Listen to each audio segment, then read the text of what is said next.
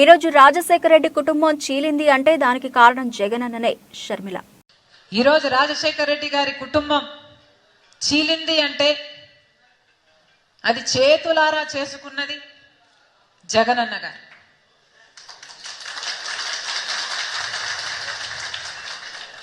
దీనికి సాక్ష్యం దేవుడు, దీనికి సాక్ష్యం నా తల్లి విజయమ్మ రాజశేఖర రెడ్డి గారి భార్య,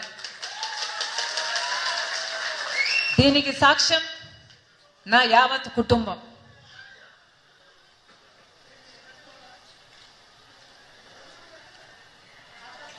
జగన్మోహన్ రెడ్డి గారి పార్టీ ఇబ్బందుల్లో ఉంటే 18 మంది ఎమ్మెల్యేలు ఆ రోజు రాజీనామాలు చేసి జగనన్న వైపు నిలబడితే